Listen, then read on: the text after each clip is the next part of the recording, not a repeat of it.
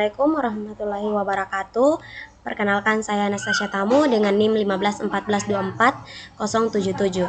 Di sini kita akan membahas perbandingan antara dua ideologi dunia dengan ideologi Pancasila.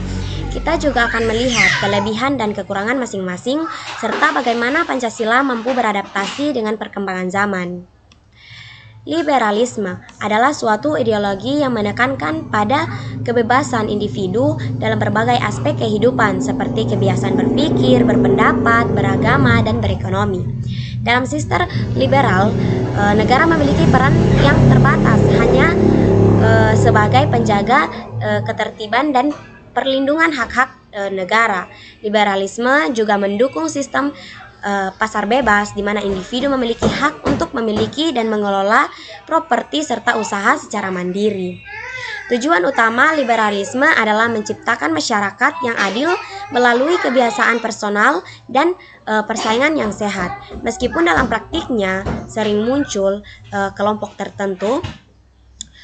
Lalu ada komunisme. Komunisme adalah ideologi politik dan ekonomi yang bertujuan untuk menciptakan masyarakat tanpa kelas, di mana semua alat diproduksi dimiliki secara kolektif dan dikendalikan oleh negara atas nama rakyat. Dalam sistem ini tidak ada kepemilikan pribadi atas aset-aset utama seperti tanah, pabrik, dan sumber alam, sehingga diharapkan tercipta kesetaraan sosial dan ekonomi bagi seluruh warga negara. Lalu komunisme menolak sistem kapitalis yang dianggap menciptakan ketimpangan dan lebih menekankan pada distribusi kekayaan secara merata agar tidak ada yang tertindas atau hidup dalam kemiskinan. Lalu terakhir ada Pancasila. Pancasila mencerminkan nilai-nilai leluhur yang bersumber dari budaya, agama, dan tradisi masyarakat Indonesia, serta menjadi landasan dalam kehidupan berbangsa dan bernegara. Pancasila bersifat terbuka dalam dinamis, mampu menyesuaikan diri, perkembangan zaman tanpa meninggalkan jati dirinya.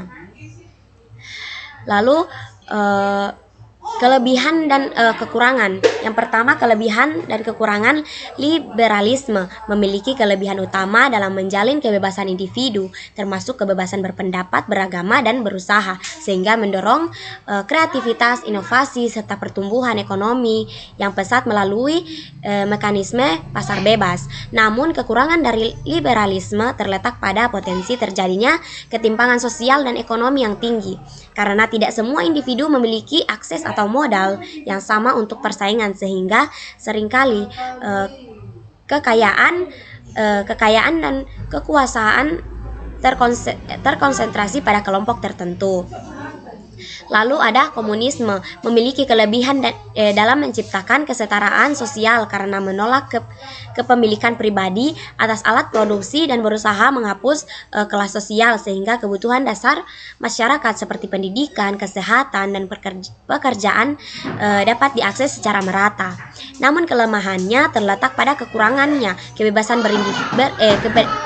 individu dan inisiatif pribadi, karena negara memiliki kontrol penuh atas ekonomi dan kehidupan sosial yang seringkali menyebabkan stagnasi inovasi, birokrasi yang kaku, serta potensi menyalahgunakan kekuasaan oleh pemerintah pusat.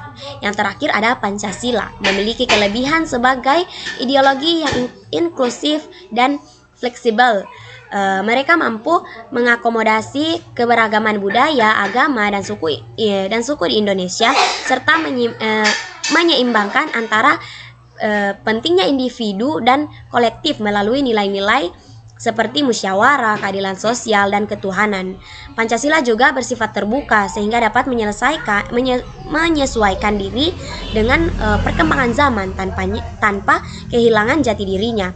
Namun kekurangannya terletak pada implementasi yang seringkali tidak konsisten karena perbedaan penafsiran terhadap sila-sila Pancasila yang menimbulkan konflik kepentingan atau penyalahgunaan ideologi untuk tujuan politik. Pancasila sebagai ideologi terbuka Pancasila sebagai ideologi terbuka terhadap perubahan zaman, melainkan mampu berkembang dan menyesuaikan diri dengan dinamika kehidupan masyarakat, baik secara nasional maupun global. Meskipun demikian, nilai-nilai dasar Pancasila seperti ketuhanan, kemanusiaan, persatuan, demokrasi, dan keadilan sosial tetap menjadi fondasi yang tidak berubah. Dalam praktiknya, Pancasila menyebabkan berbagai kemajuan ilmu pengetahuan, teknologi, dan budaya asing dengan melakukan penyaringan berdasarkan nilai-nilai leluhur bangsa Indonesia, sehingga tetap relevan dan kontekstual dalam menghadapi tantangan zaman tanpa kehilangan jati dirinya.